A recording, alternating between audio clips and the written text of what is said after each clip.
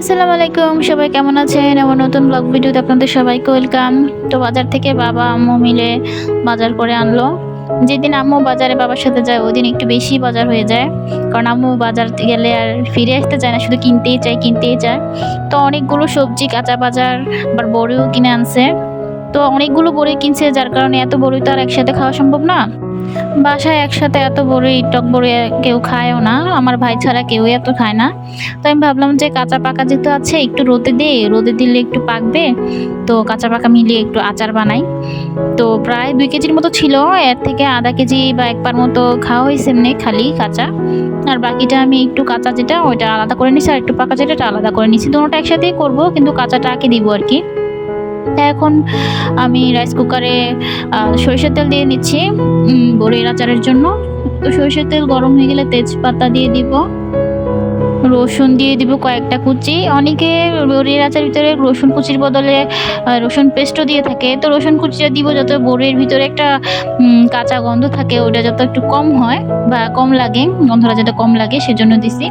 না হলে না দিলেও চলবে, কারণ রসুনের এই গন্ধটা অনেকে আবার আচারে পছন্দ করে না। বিশেষ করে আমি রসুনের গন্ধটা আচারে এত পছন্দ করি না। তো বড়ির কাঁচা গন্ধ যাওয়ার জন্য দিয়ে দিলাম। তো লবণ আর শুকনো মরিচ টালাও আমি গুঁড়ো করে দিয়েছিলাম। তো এখন ওগুলো প্রায় গরম হয়ে লালচে হয়ে গিয়েছে। তো এখন কাঁচা বড়িগুলো আগে দিয়ে দিচ্ছি। কাঁচা বড়িগুলো নরম হয়ে একদম আমেজ হয়ে আসলে পাকা বড়িগুলো দিয়ে দিব। তো কাঁচাগুলো প্রায় একটু নরম হয়ে আসছে, তখন পাকাগুলোও দিয়ে দিয়েছি। তো উপরে পরিমাণ মতো লবণও দিয়ে দিছি।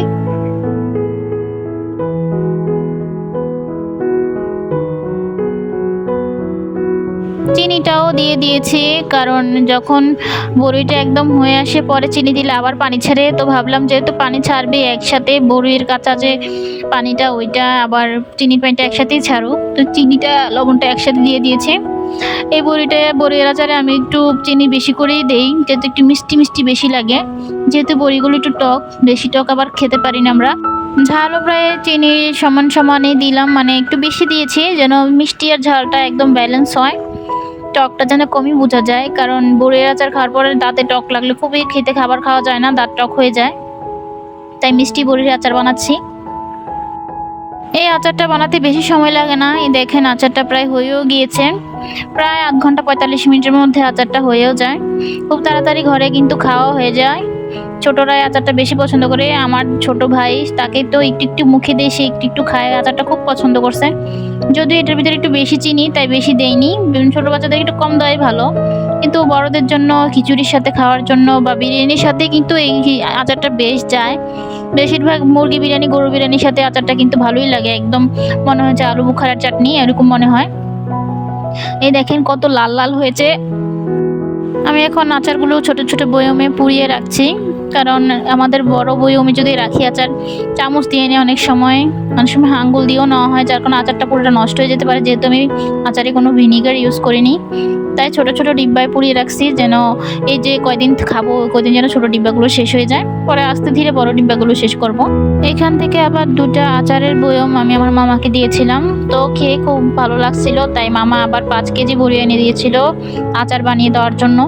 তো এরপর আমি আবার এই বড়ির আচারটা বানাইছিলাম। ওগুলো যে বড়িগুলো পরে ৫ কেজি আনছিল ওগুলো একদম পাকা ছিল। পাকা বড়ির আচার কিন্তু বেশ মজা হয় কাঁচা বড়ির তুলনায়। তো ওখান থেকে আমি আবার ১ ডিব্বা আমার নানার জন্য পাঠাইছিলাম। তারা তো পুরো একদিনেই খেয়ে শেষ করে ফেলছে। এই আচারটা কিন্তু আপনারা চাইলে ঘরে বানাতে পারেন, অনেক মজা হয়।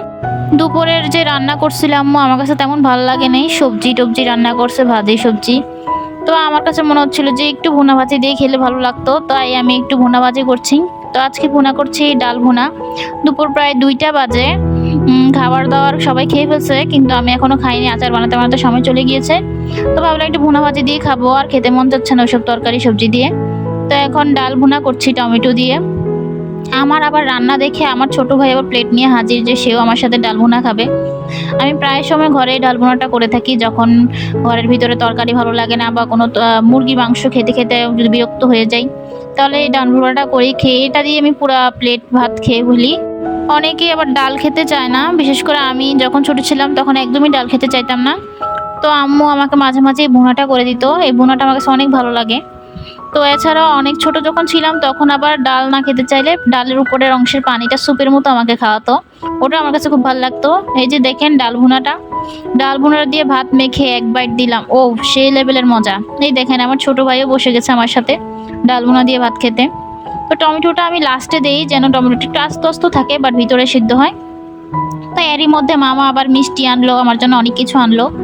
আমার ছোট ভাইয়ের জন্য, একদম ছোট ভাই যে, সে আবার স্ট্রবেরি খায়, তো স্ট্রবেরি আনলো ওর জন্য, মিষ্টি স্ট্রবেরি। আমিও তো মিষ্টি খেতে পারি না। এরপর আবার মিষ্টি তেঁতুল আনছে, আম আনছে। তখন আবার প্রথম প্রথম আম বেরিয়েছিল, কাঁচা আম। তো অনেকদিন ধরে কাঁচা আমের ভর্তা খাবো বলছিলাম, তাই মামা আমার জন্য তেঁতুল আর আম আনলো। এরই মাঝে আমার বাসায় আবার আমার ছোট ভাইয়ের জন্য একজন অনেকগুলো চকলেট পাঠাইছিল। তো ও তো চকলেট দেখে পুরো পাগল প্রায় হয়ে গেছে, ওর পায়ের নিচে চকলেট আর পায়ের উপরে চকলেট, পাগল পাগল হয়ে গেছে চকলেট দেখে। ওর অবস্থা দেখে তো আমিও হাসতে হাসতে শেষ। তো সন্ধ্যাবেলা হলো, তো আমরা বাহির থেকে ভাবলাম যে একটু ফুচকা চটপটি খাওয়া যাক। তো বাহির থেকে ফুচকা চটপটি কিনে আনলাম, ঘরে বসে খাবো। আমার পিচ্চি ভাই আফরামের জন্য আম্মু ঘর থেকে বের হতে পারে না তেমন, তাও সন্ধ্যাবেলা তো নাই। তো এই জন্য ভাবলাম যে বাহিরে না খেয়ে বা ঘরেই আমরা চটপটি ফুচকা আনি, সবাই মিলে একসাথে খাবো। তো এই আর কি, সবাই মিলে চটপটি ফুচকা খেয়েছিলাম, খুবই ভালো লাগছে। তো আজকে এ পর্যন্তই, সবাই ভালো থাকবেন, দোয়া করবেন, আল্লাহ হাফেজ।